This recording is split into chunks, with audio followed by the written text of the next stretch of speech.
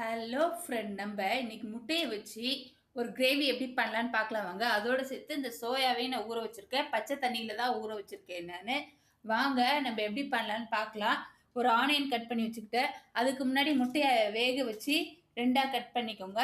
ஒரு கடாயில் 1 teaspoon oil விட்டு மிளகாத்தூள், உப்பு, மல்லிகைத்தூள் எல்லாத்தையும் போட்டு ஜீரக பொடி வேணால் கொஞ்சம் போட்டுக்கோங்க. அடுப்பை சின்னதாக வச்சுக்கோங்க.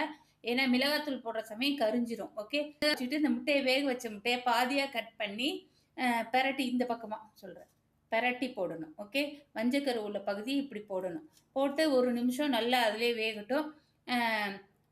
ஆஃப் பண்ணிடுங்க அடுப்பை. நல்லா 2 சைடு வறுத்த மாதிரி ஆயிடணும். ஓகே, வெந்திருக்கணும். ஓகே, இப்போ ஆயில் ஒரு 3 டீஸ்பூன் ஆயில் விட்டுருக்கேன். ஒரு ஆனியன் எடுத்துக்கோங்க, அதை கட் பண்ணி சேர்த்துக்கலாம். கருவேப்பிலை இருந்தால் போட்டுக்கோங்க. வதக்கி விட்டுக்கலாம். நம்ம ஈஸி தான், எல்லாரும் ட்ரை பண்ணுங்க. இதை வதக்கி விட்டுட்டு நம்ம தக்காளியை போட்டுக்கலாம். நெக்ஸ்ட்டு தக்காளி. ஓகே, வேகமாக வச்சுக்கலாம் அடுப்பை. இது ரொம்ப நல்லாயிருக்கும். நான் இன்னைக்கு கீ ரைஸ் பண்ணியிருக்கனால எனக்காக பண்ணிக்கிறேன் மதியானத்துக்கு. ஓகே, தக்காளி வதங்கணும். கொஞ்சம் உப்பு போட்டுக்கோங்க. மிளகாத்தூள், மல்லித்தூள், உப்பு எல்லாத்தையும் ஒன்று சேர போட்டுக்கோங்க. தக்காளி நல்லா வதக்கி விட்டுக்கணும். தொக்கு மாதிரி இருக்கணும் நமக்கு. கடைசியாக கொஞ்சம் தேவையான அளவு தண்ணி ஊற்றி அந்த சோயா இருக்குல்ல அதை புளிஞ்சு இதில் போட்டுக்கலாம். தேவையான அளவு உப்பு, மல்லி போட்டுக்கலாம். ஓகே, நான் வதக்கிட்டு உங்ககிட்ட காமிக்கிறேன். தக்காளி போட்டு நல்லா வதக்கிட்டேன். மிளகாத்தூள், மல்லித்தூள், உப்பு எல்லாம் போட்டு நல்லா ஒரு தொக்கு கண்டிஷனில் வச்சுக்கோங்க.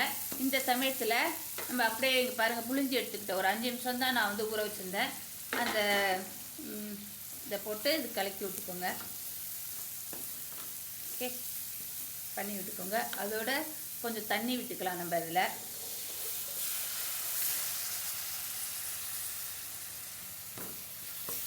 அடுப்பை ஃபாஸ்ட்டாக வச்சுக்கலாம். அதோட இந்த முட்டையும் போட்டுக்கலாம்.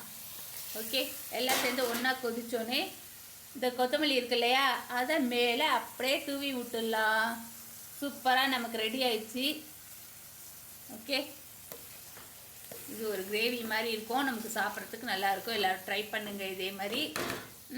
இன்றைக்கி எனக்கு தான் இந்த பாக்கெட் தான் வாங்கினேன் நான். ஓகே, 25 ரூபா. சோயா இந்த மாதிரி பாக்கெட்டில் கிடைக்கிது. கொஞ்சம் சின்னதாக இருக்கும், பெருசாக இல்லாமல் அழகாக இருக்கும். ஓகே, 25 ரூபான்னு போட்டிருக்கு. ஸோ நான் அது ஒரு 2 பாக்கெட் வாங்கிக்கிட்டேன். உங்கள் கடையில் இது மாதிரி கிடச்சதுன்னா வாங்கிக்கோங்க. ஷாப்பில் எங்கேயாவது பார்த்தீங்கன்னா ஈஸியாக இருக்கும் நமக்கு குக் பண்ண.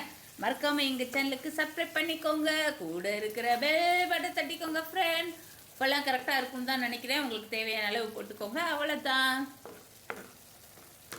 பாய்.